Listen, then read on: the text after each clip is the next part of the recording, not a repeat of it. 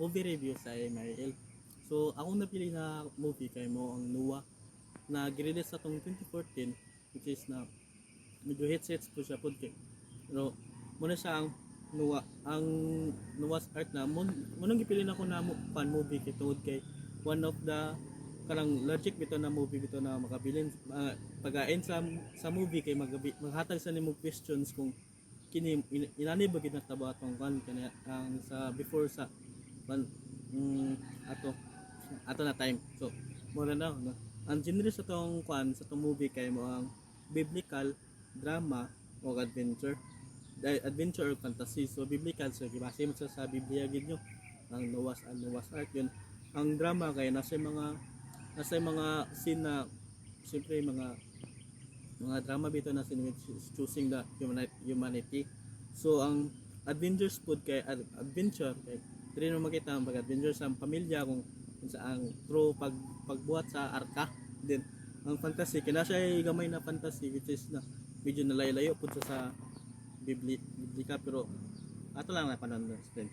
Pero mo din ang kuno ang mo din na siyang about sa kwan sa Noah. So si Noah na atong kwan bida na kwan mismo na gipili daw sa kwan sa Ginoo na mo'y kwan mo'y mubuhat sa kwan murag yang si Noah kung iyang pamilya mo'y gipili sa Ginoo aron mubuhat sa dakong arka aron usa na po na maluwas yung pamilya o ang kwan o maluwas yung pamilya o sa kanang itong magkuha sila kan duha ka magkapares-pares sa tanang hayop.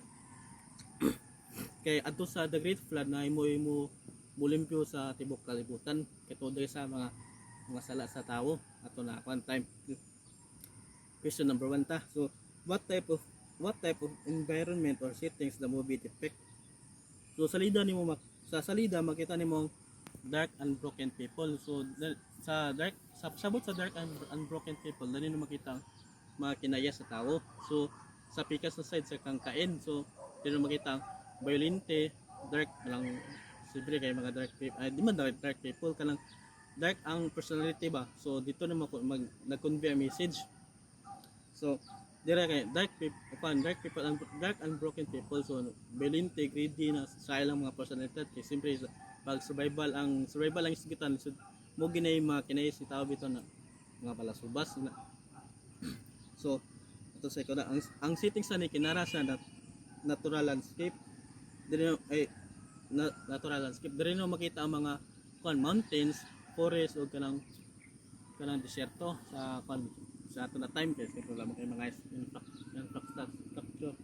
So makita sa nimo sa movie ang harsh world reality kanang bitong ang harsh bito na era ay nato na time na which is ang survival kay lisod jud kayo gid nang lisod kay sa ilaw jud bitaw ba nang harsh reality ato sa before sa modern civilization.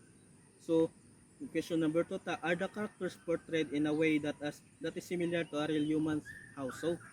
So ang character jud dani kay very connect jud sa very connect sa real humans kay ang bali ang emotions nato na bati sa atong mga characters kay kanang ma-feel bito nimo na siyempre ako dapat gaagi diri kay siyempre kay atong bida kay atong bida o atong pamilya na sa pamilya ni Noah kay dili ra perfecto bitaw yang dili sa mga chill ra ka kay bida dagan kay easy bitaw ang komento nila. So dakang bida pod gagi pod sa kan ganang mga result sa kinabuhi mga kalisod lagi sa mga sa difficult na choices niya na pagduwa siyempre pagduwa pa siya nganong siya gid ng panjud monida ko kay narol niyang gihatag siya so medyo dodo gyud dila gabon siya na siya kadlok pod kay siyempre kay na kay dili ra kay unsa kay mga outcomes sa niyo kanon sa mitabo sa pamilya after ani say unsa mitabo sa pamilya sa during sa pagbuhat ani. So question number 3 ta. So what visual design elements had the most impact? So kan namayo ba na strong na elements na makita gid nimo sa throughout the movies na strong jud ang impact nito sa pagka-deliver niya nang bisa pag walay mag-story ang tao lang linaw na gid siya man yun ang pagkita kay mga senaryo ra. So makita nimo dito na bisa pag kuan na lang walay magkuan mag-narrator bitaw na kuan istorya dito kay ang pagka-impact niya sa viewers kay kanang may kay pagka-deliver sa movie ba. Kanang emotional bitaw kayo bisa pag kuan kanang makita gid mo dito ang scene kanang unsa ni siya na unsa ibatin niya na karakter, unsa ni ibatin ni karakter. So next question number 4 ta. So what visual design elements had the most impact? Mo na sa ang mo na sa isgutan sa pag senaryo. Tingala kay kanang bitaw mga uban senaryo na ang mga colors kay makailis-ilis mo siya ang kanina movie kay ang dark kay mo ipasabot sa serious or kanang thrill na kan okay din pasabot sa thrill ng dramatic ana din yun ang sa The Great Flood di mo dito kay mo nito sa The Great Flood na bisa pag tubig ra na yung makita yun ang bali ang pagka-deliver sa message niya kay emotional bitaw kayo powerful na mo na siya nitabo ato na bisag wala lagi magstorya lagi kay makita na yung mga unsay message niya ato sa viewers yun apil na sa the watchers ato katong sa salida na yung mga bato mga fantasy bato bito ni tabang niya og nag-guard siya atro sa pagbuhat sa Arca ng Noah tong sa kain na sa tong sa mga invaders tong sa kain na sa na mo'y gusto mo kan bitaw mo sampa sa barko aron lang maluwas pud sila pero mga sipat mo kito dito pasakyon mo sila mga greedy kay violent yun mo siya mga bato mga stones na mula gini tabang ni kuan ni Noah sa siyang pamilya pagbuhat sa takong barko yun ang Arca ni Noah kay diri yun makita na realistic bitaw kayo na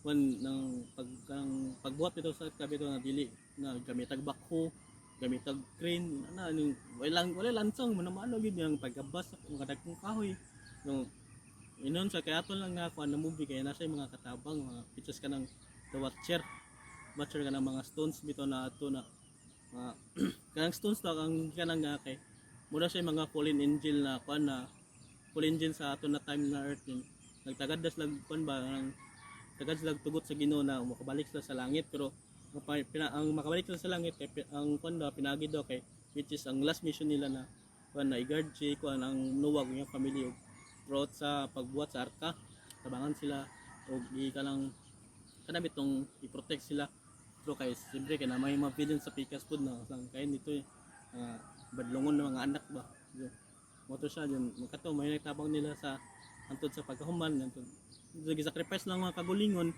aron lang ma-protect ang pamilya mismong pamilya og ang kuan din wala bitaw maksud na mga badlongon nga yun ang dili makita ang kuan Noah's Ark gid kay realistic bitaw kay na kung kahoy gid manumano gid pag kuan ba buhat gid mo nang lansang hikot ra dayon mo pero ligon gyud kayo mo na kayong realistic yo kay pagbuhat sa arka so mo today salamat sa mo tong movie review about sa sa MIL salamat mga.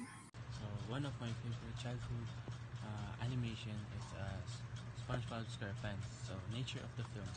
SpongeBob SquarePants is an American animated television series created by marine biologist and animator Stephen Hillenburg. Setting is the show takes place in Bikini Bottom, underwater city filled with various sea creatures. And characters is SpongeBob SquarePants, Patrick Stars, Squidward, Mr. Krabs, Sandy Chicks. And visual design is the show. Visual design is iconic with bright colors, exaggerated characters, and mix of realistic, fantastical elements. And the insight is SpongeBob SquarePants is a show that teaches kids about the importance of friendship, creativity, of being true to oneself.